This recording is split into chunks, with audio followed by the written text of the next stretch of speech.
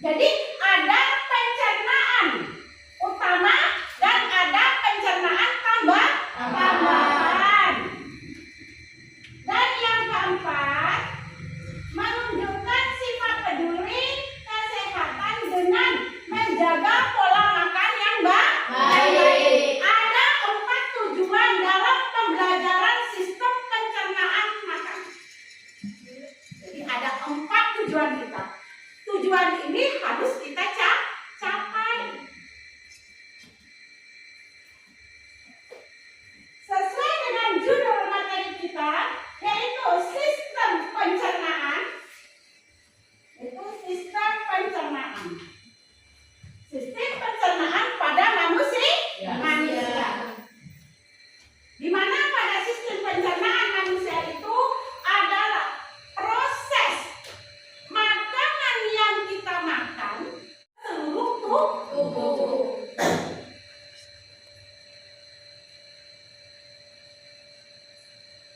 Setelah diedarkan ke seluruh tubuh, maka terjadilah pencernaan dengan 2 sistem, yaitu pencernaan secara kimia dan pencernaan secara mekanik.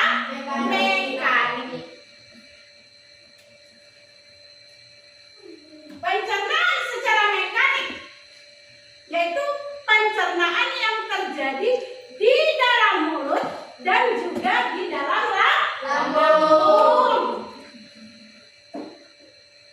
Yang mana di dalam mulut ini dibantu oleh yang pertama adalah gigi.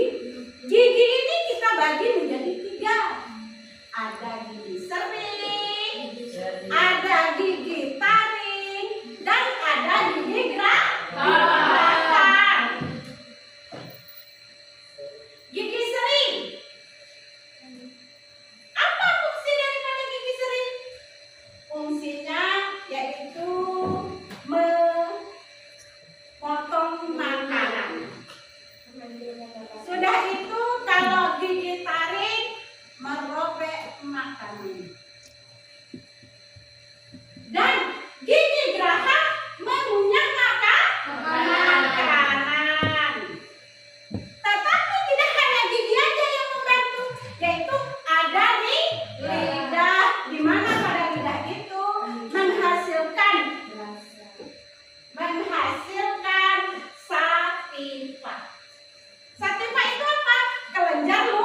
Kelenjar ludah. Yang mana sudah dikunyah lalu dibantu dengan air liur atau sativa tadi, makanan masuk ke dalam lambung. Di sana dikerja oleh otot-otot. Maka di dalam mulut, di dalam lambung itu terjadi pencernaan secara mekanik.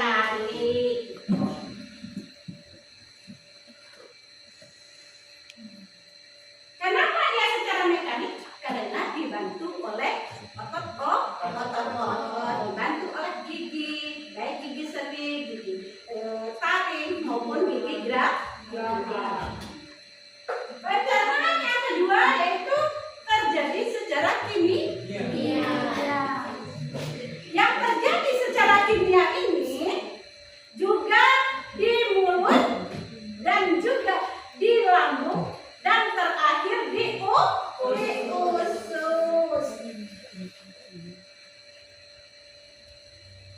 Yang mana makanan yang kita makan itu dirubah dari karbohidrat menjadi glukosa atau zat gula. Yang mana enzim yang bekerja di sana adalah enzim amilase. Kalau begitu, apa tujuan daripada enzim di sana? Tujuan daripada enzim di sana adalah merubah zat tepung atau amilo menjadi glukosa. Ya, sekarang kita masuk pada organ-organ pencernaan. Sama-sama kita lihat di sini ada mulut yang pertama. Itu organ-organ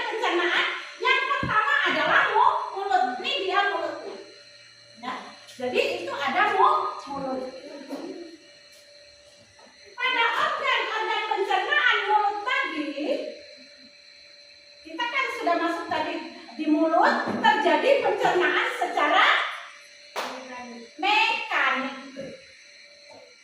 Pencernaan secara mekanik ini dibantu oleh lidah, di mana pada lidah itu menghasilkan kelenjar ludah yang membantu menelan makanan yang kita makan.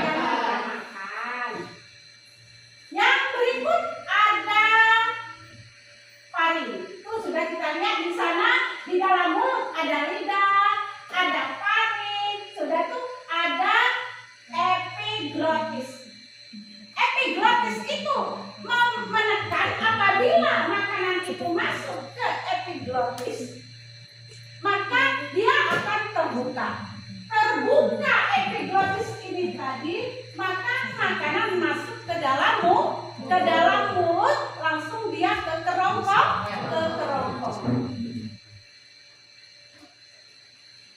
Yang berikut adalah kita lihat makanan yang sampai di kerongkongan. Di mana pada organ-organ pencernaan ini dari mulut sampai ke kerongkongan, di situ juga terjadi pencernaan, yang mana pencernaan secara mekanik. Setelah pencernaan terjadi secara mekanik, langsung dia menuju ke lambung.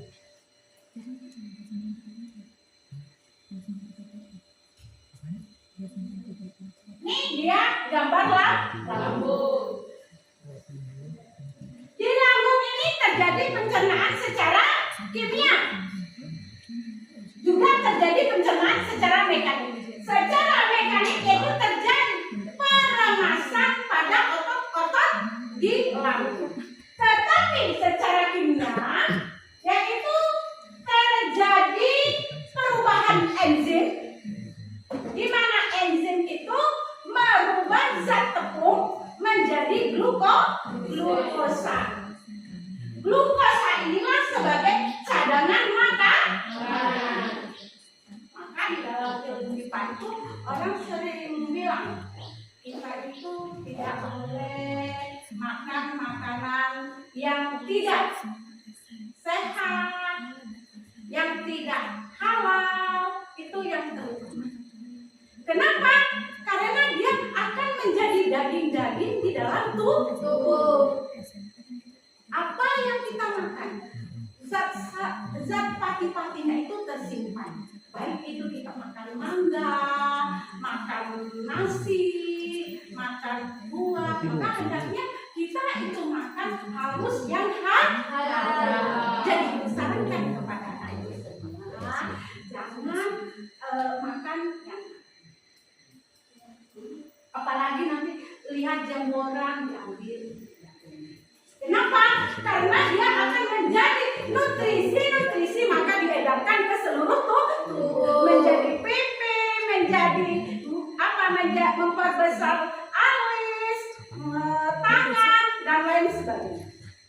Kalau kita mengambil punya orang, berarti pipi kita ada yang zat-zat haramnya. Makanya di lokal ini kan tidak ada, anak ibu tidak ada yang begitu. Semua makan yang sehat, bergizi, dan halal. Pencernaan secara kimia tadi yang juga dibantu oleh enzim yang namanya pepsin, di mana pepsin ini akan merubah zat yang disebut dengan karbohidrat. Selain itu, dia juga memecah protein menjadi asam amino. Yang termasuk protein, ada protein yang berasal dari hewan dan ada juga protein yang berasal dari tumbuhan. Yang berasal dari hewan ada telur, yang berasal tumbuhan ada kacang, sehingga protein itu di rumah menjadi dua, ada protein hewani dan ada protein nabati. Siapa yang berubahnya menjadi asam amino adalah enzim pepsin.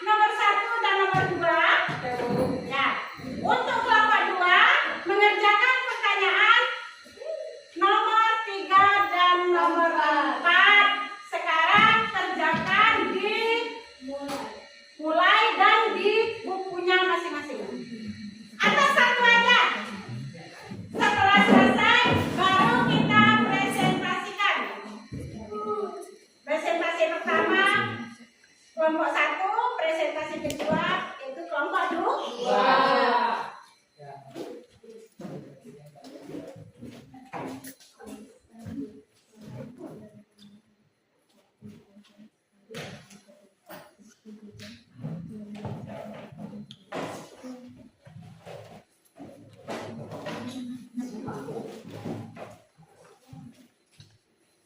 Ya, tulis jawab apa soalnya, baru jawabannya.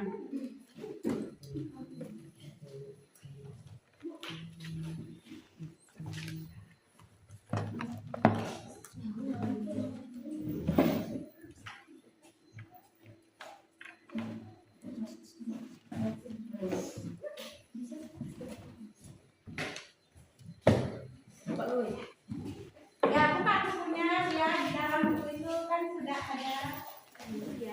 Ya. Assalamualaikum warahmatullahi wabarakatuh. Waalaikumsalam warahmatullahi wabarakatuh.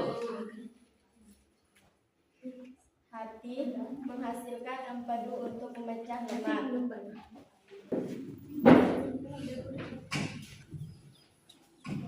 Assalamualaikum warahmatullahi wabarakatuh. Waalaikumsalam warahmatullahi wabarakatuh. Kami dari kelompok 2 akan mempresentasikan hasil diskusi kami, yaitu 1. Hati menghasilkan empedu untuk memecah lemak. 2. Pankreas menghasilkan enzim lintah memecah protein, karbohidrat, dan lemak serta karbohidrat untuk menetralkan asam lambung. 3. Kantong empedu menyimpan dan meletakkan empedu yang dihasilkan hati untuk dilepaskan ke usus halus guna membantu pencernaan lemak. Konsumsi makanan berserat. 1. Menjaga hidrasi tubuh dengan minum air yang cukup. 2. Melakukan aktivitas tubuh yang teratur. Assalamualaikum warahmatullahi wabarakatuh. Sekianlah dari presentasi kami.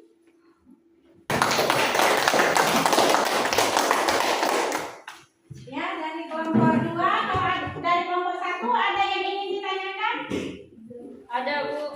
Nah, dengarkan Bu untuk kelompok 2. Apa contoh koordinat karbohidrat kompleks? Ya, apa contoh karbohidrat kompleks? Karena karbohidrat kompleks itu mempunyai rantai molekul yang panjang.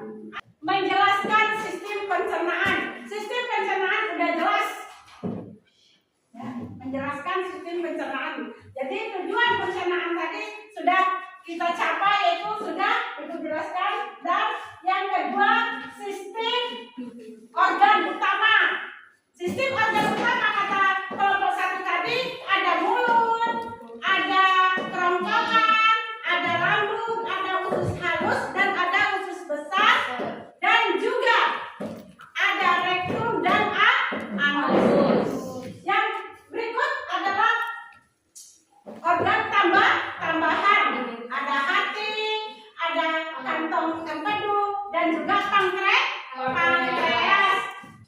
Dan yang terakhir, menunjukkan sikap peduli terhadap kesehatan dan menjaga pola makan yang baik. Makan yang teratur, banyak minum air. Sudah itu makan makanan yang bergizi. Kalau kita sudah makan makanan yang bergizi, minum air yang banyak, berarti kita sudah menjadi orang yang sehat, menjaga kesehatan. Dengan berakhir untuk materi berikut, yaitu sistem pernapasan, dibuka-buka bukunya di rumah, kita lanjutkan yaitu pada sistem pernapasan. Hanya itulah yang bisa saya sampaikan untuk hari ini. Saya sudahi. Assalamualaikum warahmatullahi wabarakatuh.